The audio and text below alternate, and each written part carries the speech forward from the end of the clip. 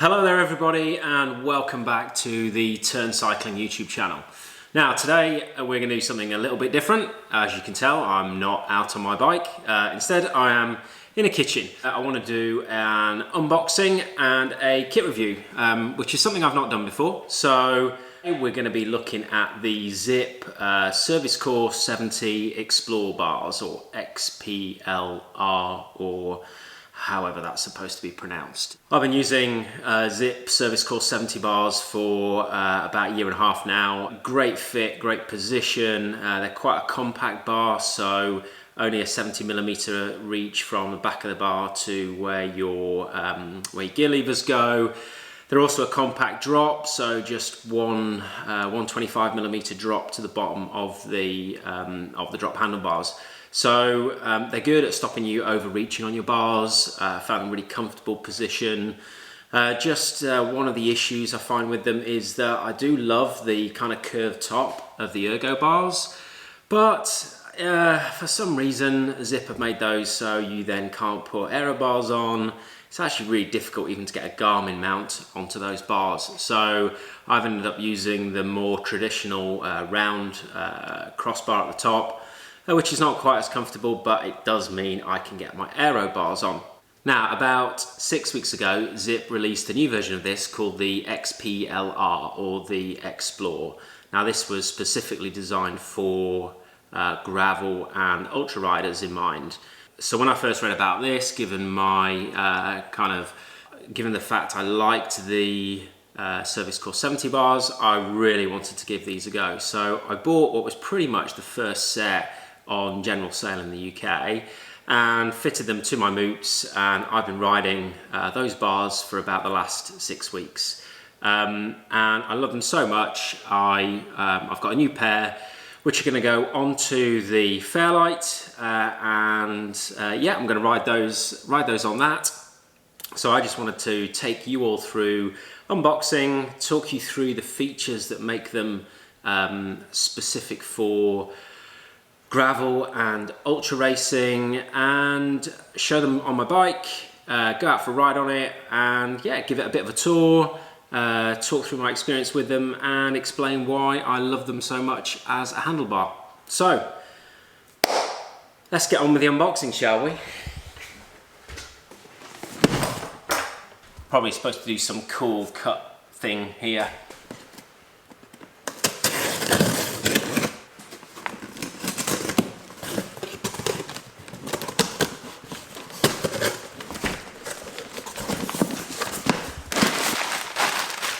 Also wrapping paper, not this, that is the SL70 80mm stem, which is going on my wife's bike, on her Enigma. I had one on the Fairlight and she stole it because she didn't like the ugly silver non-branded thing that I had put on there, so she stole my Zipp, so I've had to replace that. So that's for her, Laura, that's for you, put that to one side for later. Bars in a plastic bag.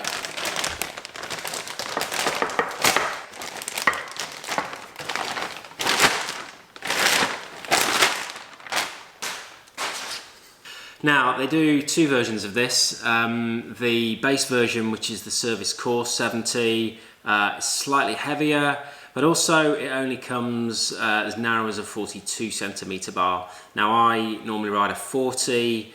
I find anything wider than that and it just it moves my arms too wide apart. It can cause wrists to rotate in and lock elbows out. So I like to go with one that is the same width as my shoulders, which is the 40cm. Now, luckily that means I have to go for the SL version, which, as well as coming down to a 40cm width, although Zipp, again, 40, what about the ladies? I'd love to put my wife on this bar, but she runs a 36. Going to a 40 will just be too wide for her.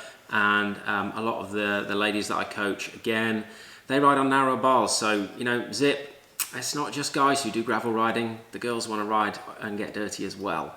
So yeah, so these are, they come in the 40cm width, but also they're a nice 50 grams lighter. So at 250 grams, that's pretty reasonable for an aluminium bar. They also come drilled for Di2. which means, or drill for the Di2 bar end junction box, which means I don't have to go getting a drill out and making some unsightly holes in the bottom with sharp edges. So that's good. Now let's talk about what makes this bar different to the standard Zipp SL70 or Service Course 70. It's kind of got four features that stand out for this. So let me talk about the first two to start with, because they're kind of linked together. So as you can see, if I hold this bar straight onto the camera, you can see that it sticks out a lot more than a normal bar would. Now that's very common with gravel bars. There are two things. There is the flare, which is kind of how far this kind of angles away from the vertical. And on this, they've got a flare of 5 degrees. I guess a normal road bar is going to be like between 0 and 4 degrees. So it just angles everything out a little bit. And what that does is it just angles the brake hood in. And that's one of the main reasons I find this a super comfortable bar to ride. The second thing is where the bottom of the bar here, so the bottom of the drop, that then sweeps out, and that's called the out sweep, which is kind of measured that way. So we've got flare this way, and then we've got out sweep that way. And this has 12 degrees of out sweep.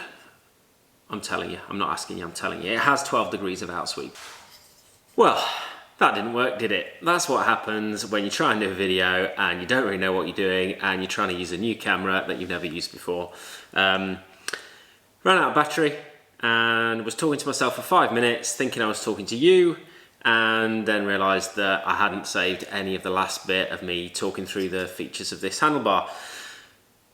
So should we try this again?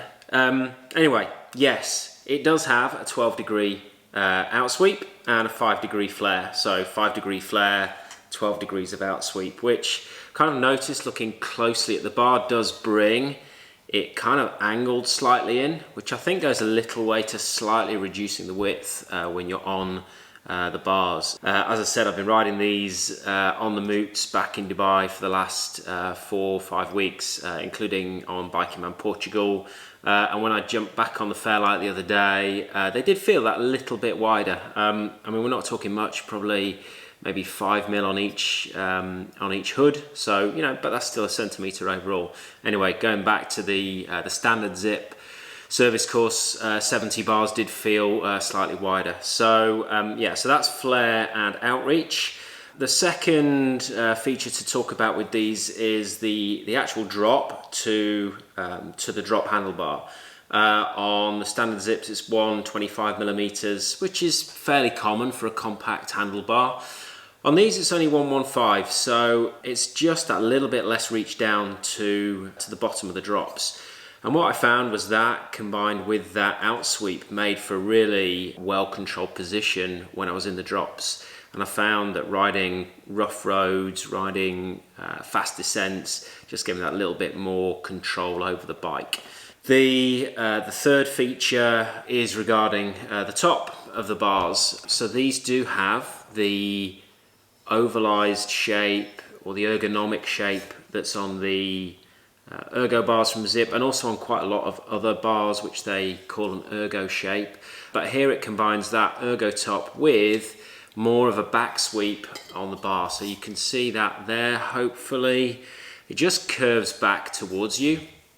Now what that does is, if you imagine, normally your wrist is at an angle when it's straight, and so you're having to straighten it, which can make it slightly uncomfortable.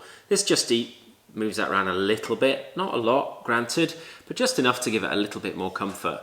Finally, what it does have, which the ergo bars didn't have, and this was really annoying, is it's got an extended clamping zone, which is great for those of us who do ultra races, where we're having to clamp error bars, Garmin, Wahoo, Lazine mounts, light mounts, whatever. We're always looking to mount a lot of things on our handlebars. So having an extended clamping zone on this bar, it's 110mm, just gives more space for all of those things that you want to clamp onto that handlebar. And they clamp on really, really easily as well. No trying to wedge it around the last bits of that ergo design to the top of the crossbar. Yeah, so that's all of the features that go into making it a really comfortable bar. What we'll do now is we'll take this downstairs to the garage, we will take off my old bars, we'll put the new ones on, and then we'll take it for a spin and I can point everything out to you as we're out riding the bike.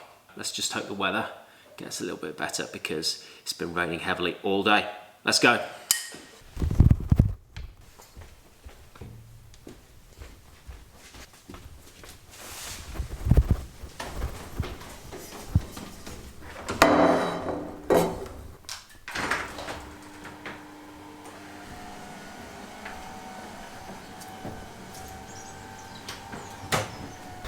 Now, I am not going to make this a video about changing over bar tape and putting new bars on because that would take me a long time.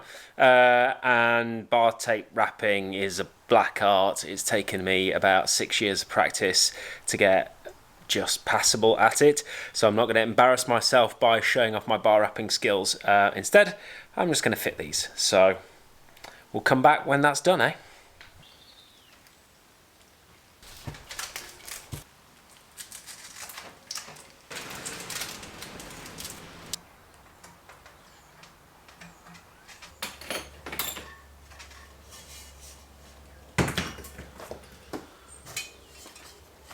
Right, that's the old bars off. Now, the really difficult bit, which is getting that threaded into that without having the proper threading kit. So what we need is a hoover and a piece of string. So the trick is, you use a hoover, vacuum cleaner, and a bit of string or a bit of shoelace like this. You stuff all the shoelace in one end. Make sure you clamp one end against the bar and then cover up the little hole there.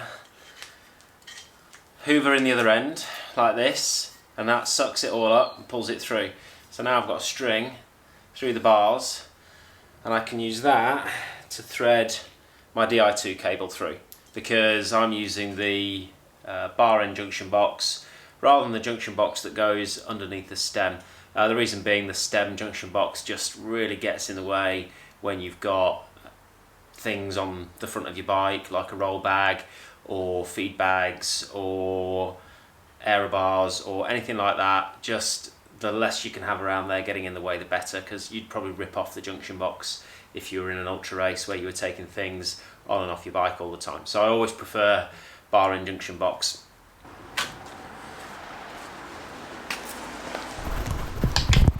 There we go, done.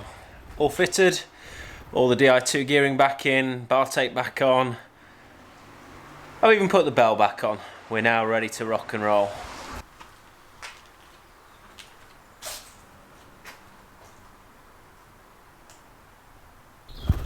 Right, let's go get changed and take it for a ride.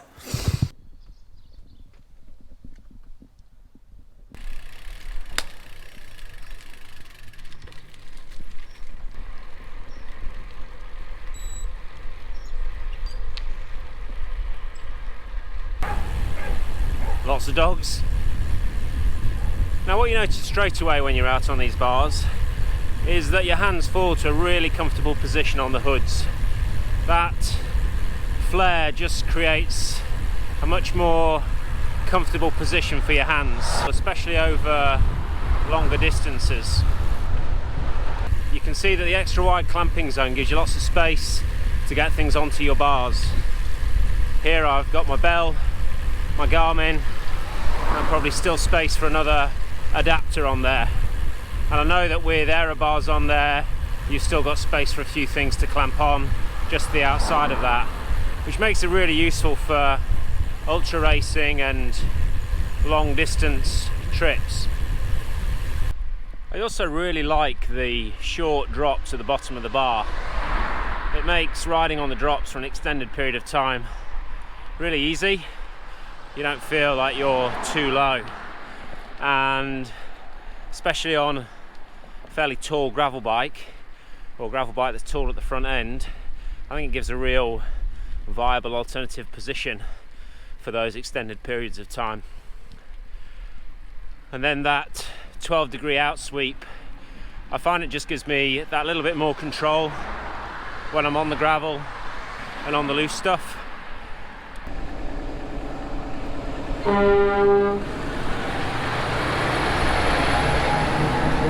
He was in a rush.